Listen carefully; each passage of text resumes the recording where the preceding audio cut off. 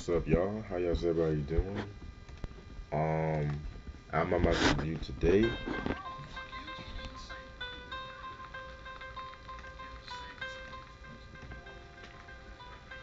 Old Dirty, Old Dirty Bastards, Return of the 36 Chambers, released in 1995 on Elektra Records, and second solo Wu-Tang album.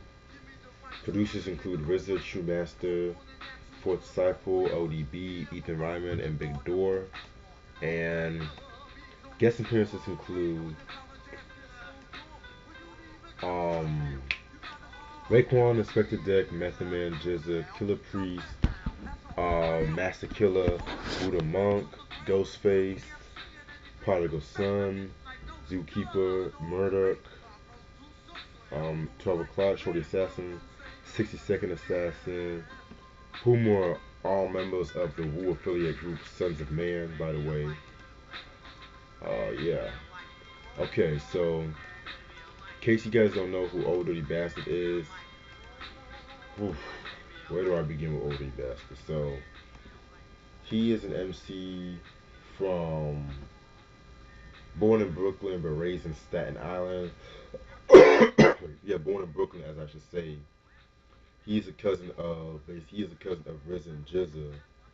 And when they were young, they formed a group called the Force of the Imperial Master, which they later known as All In Together now. And around that time, um, they started forming this group called they formed the Wu Tang and stuff like that. Oh wait, as I forgot to mention, both RZA and GZA they already had solo albums before Wu Tang. I think on Tommy Boy, like RZA with Ooh, I think Ooh, my name is Rakim, and GZA with Words from the Genius. Both albums are actually out of print, by the way. I mean, I think they were released Word from the Genius a couple of times, but it just went out of quick fast. Then, as I said in the Method Man, 36 Chambers, they dropped Wu Tang. 36 Chambers came out in 1993, so on and so on. And around, I'm sorry about that, I'm a little tired. Around that time, they got together, ODB got together and worked on this album right here. And yeah, I think the reason they call this album The Return of the 36 Chambers because the majority of the beats, I think this is what I kind of figured out. The majority of the beats, basically were done during 36 Chambers session. So ODB just wanted to use some beats on this album. And 2 days after the album was released, he actually went to MTV and getting welfare checks, kind of, sort of. It's ODB. That's all I'm gonna say. Look at the cover right here. He put a food stamp coupon right here. If you guys can see that, this light is so yeah. Let me fix this light right quick. Yeah, that's better.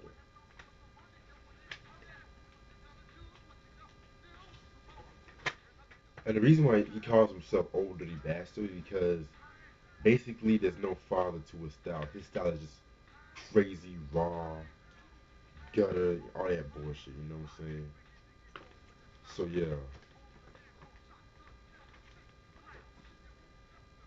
it's OD Bastard picture chilling right there, and more pictures of him. So okay, so I'm gonna be real with you guys. Although I love this album, but there is certain songs I feel like this album kind of ran a bit too long. So I'm gonna talk about certain tracks. I'm not gonna talk about the whole album because this some songs he's kind of repeating some topics. So basically, I'm talking about certain tracks. So okay, so track number one, the intro. And this has got to be the most strangest intro I've ever heard in a rap album before. It starts off with like him. introduced this guy introducing ODB in like a live concert or something like that, and ODB basically he starts talking about some deep shit though, you know what I'm saying? But then you start hearing him crying, and you like, oh wow, he's crying and shit like that. He's just talking about how this girl that died gave him gonorrhea or some shit like that. And he was like, oh, well, I knew her for about 10 minutes, but that pussy was still, he said the pussy was still good. And so he wanted to dedicate, I'm going to have a lot of fun reviewing this whole album. He dedicated this song, it's Blowfi's song. Rest in peace to Blowfi, by the way. He dedicated a song to it's like the first time ever I sucked your dick. And if you guys know who Blowfi is, he is basically a guy that does like X-rated stuff, X-rated songs, or popular songs, and a lot of people kind of call him the Godfather of hip hop, basically, because like his style kind of influenced like rappers today and stuff like that. So yeah, so he has songs like just in case you guys know, Electronic Pussy Stucker, But Pirate Love, Burning Pussy. You guys should know where I'm coming from with this. So, but back to ODB. So yeah, the intro. Also, he said I'm just joking. Enjoy the album and stuff like that. So very strange intro, but it's kind of what you expect from ODB Bastard. Track number two, Shimmy Shimmy Ya. Oh, by the way, he actually ad libbed that whole intro from what I looked up. So yeah. Okay. Yes. Sorry about that. I had to handle something right quick. Okay, where was I? Okay. Track number two, Shimmy Shimmy Ya. Um, this is the first ODB song I actually heard. Free Dope Song's a classic song by many people. One thing that always got me about this song was the fact that like he said like the same verse twice, but he just changed up his flow and stuff like that. You know what I'm saying? And it kind of fit him so well and stuff like that. So yeah, very dope song right there. I love the video to the song with the whole 70s style. I love the remix he did with E40 and MC8. Yeah. Track number next song I'm talking about is Brooklyn Zoo, which is playing in the background. Um, believe it or not, this is actually True Master's first legally published beat since he was like RZA's disciple for a while. You know, his understudy, if you were to say that. Basically what I got from that song is like bigging up Brooklyn, basically. So very dope song. I love that song right there. You know. Next song we have is Hippo to the Hopper. That's a pretty dope song. I liked his flow on that. The beat was pretty ill. The beat was pretty ill and stuff like that. RZA did his thing on the beat.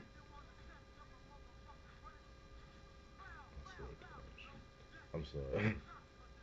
Raw Hide is the next song featuring Raekwon, Inspector Deck, and Method Man. Hands down the best song off this whole album. Um, that's just a raw ass song right there. In my opinion, Method Man stole the show and stuff like that. Very dope song. It's kind of crazy because it's kind of crazy because I read some of that Method Man and Raekwon wrote a majority of the rhymes in this whole album and stuff like that. So I mean, I'm gonna talk about ghostwriters in another video because I feel like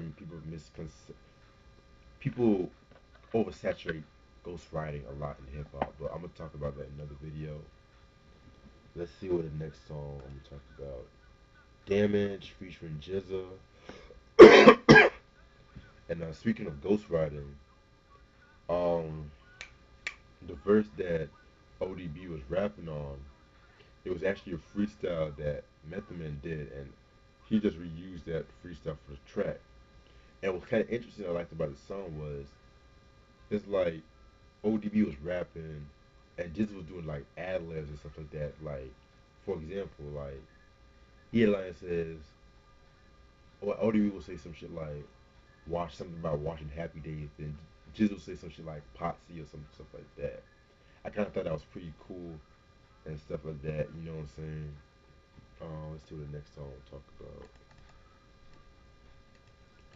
Then we have Going Down, which was probably one of the most craziest songs.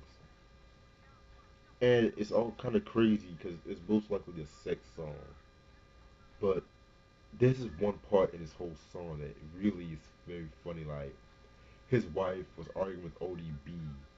And next you know, this nigga starts singing Somewhere Over the Rainbow just out of nowhere. Like,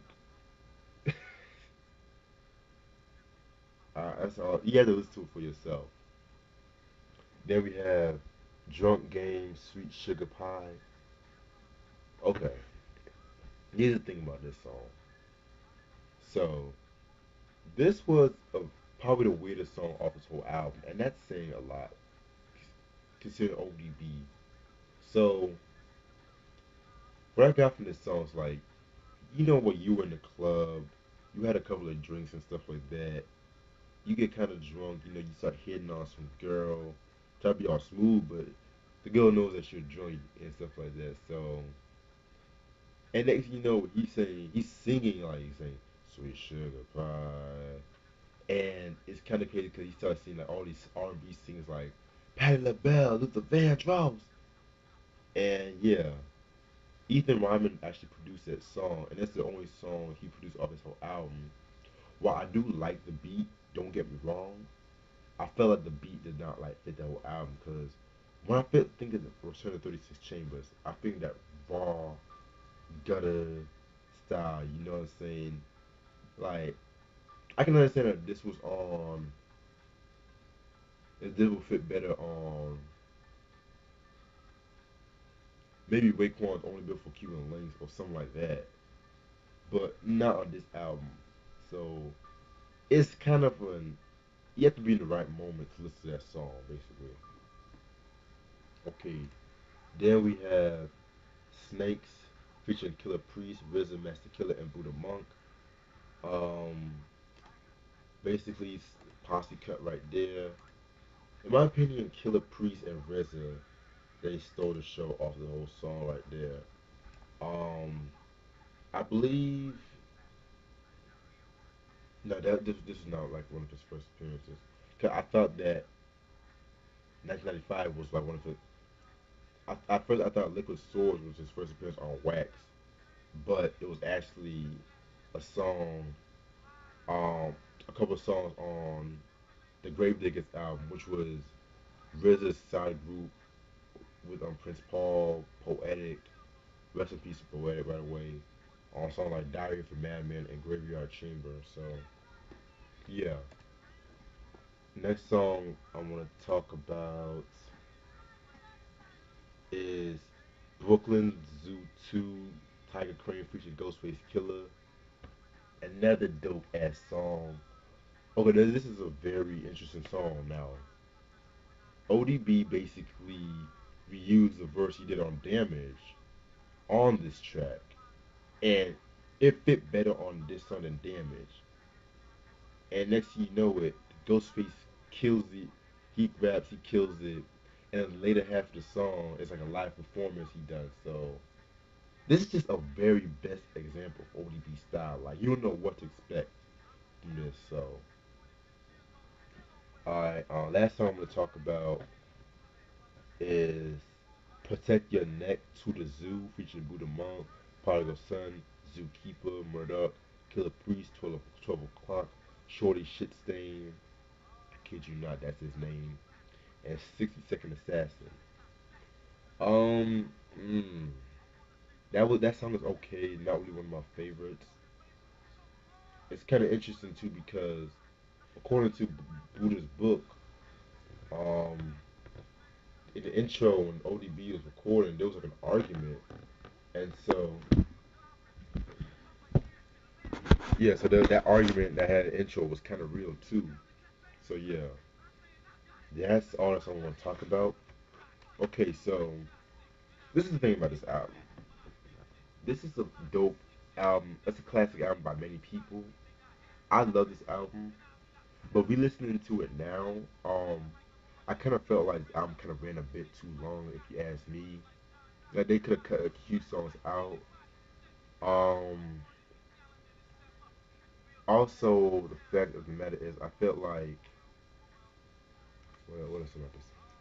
I felt like there was some times when like you didn't know what the hell ODB was talking about, but at the same time, it was ODB. So, and other than that, I do praise ODB Bastard for bringing like his own flavor to the Wu Tangs. I praise RZA and mostly True Master for his cycle for him as a production that fit his style a lot. You know what I'm saying? So yeah, dope ass album. And another thing, I would listen to this album than that horrendous Nigga Please album that came out 4 years after this one. And yeah, I will most likely do a review on that. I don't know when. Stay tuned. So, Older the Bastard returned to 36 Chambers, and this actually nominated for a Grammy in 1996. So it's kind of crazy because if this album was released today, it would not be nominated for a Grammy. So, but hip hop was different back then as it is today. So, Older the Bastard returned to 36 Chambers, and stay tuned for more stuff. Peace.